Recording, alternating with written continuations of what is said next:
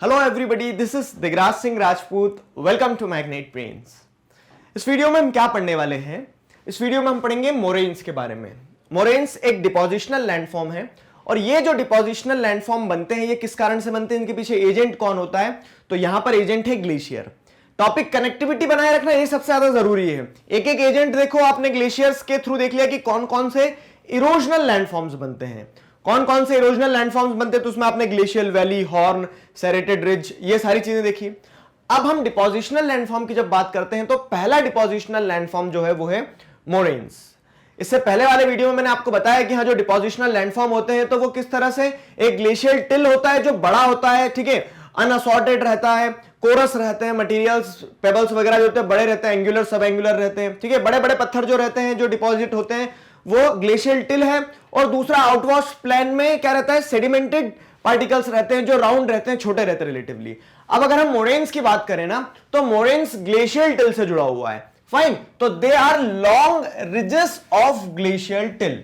आपको इतनी चीज ध्यान रखना है स्टार्टिंग में जब आप मोरेन्स को पढ़ते हो। तो मोरेन्स को पढ़ने से पहले आपको क्या ध्यान रखना है, they are long ridges of glacial till. अब जरा इस चीज को इमेज पे देखो थोड़ा सा। आपको हमने बताया था कि ऊपर ग्लेशियर, जैसे माउंटेन्स है, माउंटेनियस लैंडस्केप में ग्लेशियर्स बनेंगे और ये ग्लेशियर्स फिसलते फिसलते आएंगे कहां पे, वैली में। तो ग्लेशियल ट्रफ, ग्लेशियल वैली पढ़ा था हमने। देखो कनेक्ट करने वाली कहानी है, पूरी सारे लैंडफॉर्म आपस में जुड़े हुए हैं। तो जो वैली थी जो कि इरोजनल लैंडफॉर्म था, तो ग्लेशियर खिसकते जा रहे हैं, वैली और ब्रॉड होते जा रही है, सारी चीजें हमने पीछे पढ़ के आए।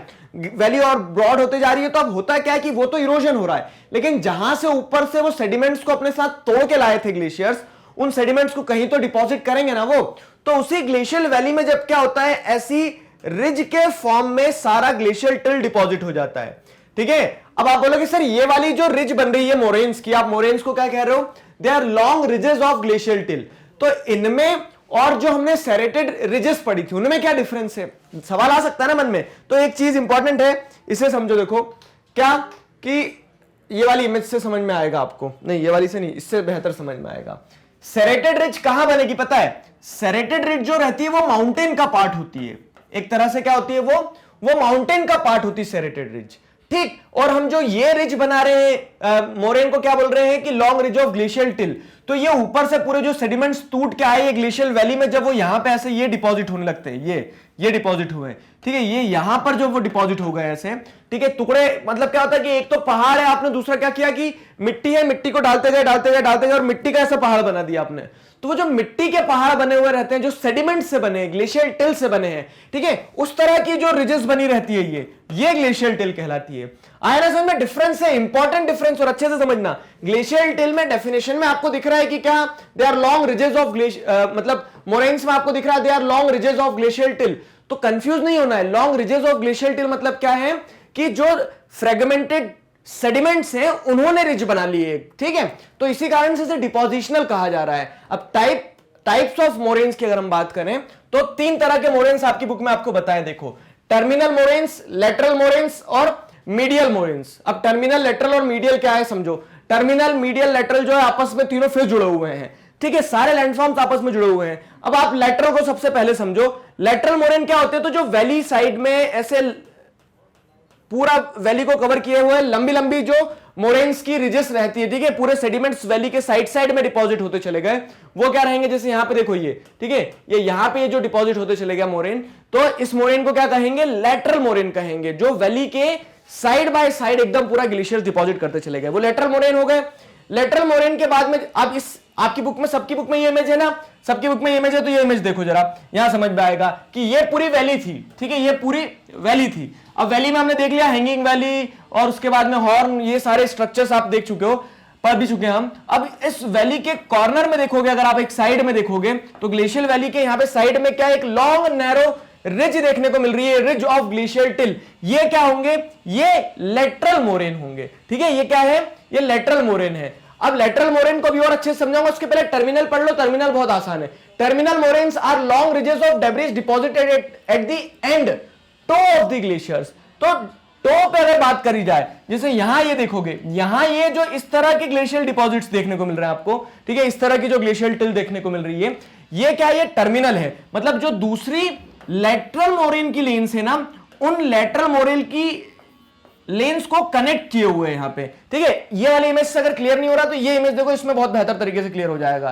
क्या हो रहा है कि ये आपको पता है यहां पे जो डिपॉजिट हो रहे हैं ये लेटरल मोरेन्स है। अब ये लेटरल मोरेन्स के सामने ये टर्मिनल मोरेन्स है, ठीक है। तो ये आप देखो हॉर्स शू शेप बना लिया ना, ऐसा आगे से पूरा कवर कर लिया, तो हॉर्स शू शेप बनाती है कौन, टर्मिनल मोरेन्स जो डिपॉजिट होती है। मतलब मोरेन कुल मिला के है पूरा ग्लेशियल टिल ही, बस उसके स्ट्रक्चर के हिसाब से उसके नाम बदल दिए हैं। तो यहां देखोगे लेटरल मोरेन हो गया, यहां देखोगे ये टर्मिनल मोरेन हो गया। लेटरल और टर्मिनल मोरेन के बाद में जैसे अगर आप एक और समझोगे अगला, तो अगला क्या है, अगला मोरेन आपके पास में मीडियल है। मीडियल और अच्छे से समझेंगे, उसके पहले लेटरल के से जुड़े हुए कुछ और पॉइंट्स पढ़ लो। Lateral moraines form along the sides parallel to the glacial valley. मतलब ये आपकी ग्लेशियल वैली है अगर पूरी, तो ग्लेशियल वैली के साइड में यहां क्या बनेंगी, यहां आपकी लेटरल मोरेन्स बनेगी, ठीक है। The lateral moraines may join a terminal moraine forming a horseshoe shaped ridge, ठीक है। तो यहां पे क्या है कि ये मतलब वैली जहां खत्म हो रही, वैली के टोज, जैसे यहां पे देखा ना,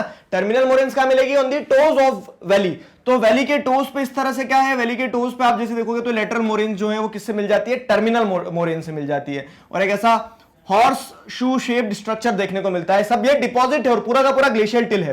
फिर अगली चीज क्या है, दीज मोरेन्स पार्टली और fully owe their origin to glaciofluvial water pushing up material to the sides of glaciers। Glaciofluvial waters क्या होते हैं, मतलब वो ग्लेशियर्स हैं, ग्लेशियर्स मेल्ट होंगे, ग्लेशियर्स मेल्ट होंगे तो पानी बह के निकलेगा। अब पानी जब बह के जाएगा तो पानी के साथ में जितना भी डिपॉजिट है ना, जो ग्लेशियल टिल है, वो ग्लेशियल टिल भी बहने लगेगा। पानी बह के कहां जाएगा, आसमान पे नहीं जाएगा, पानी बह के किनारों पे ही जाएगा ना। तो वो साइड्स में क्या होते चले जाएंगे, साइड्स में सारे सेडिमेंट्स डिपॉजिट होते चले जाएंगे। समझ में आ रहा है ना।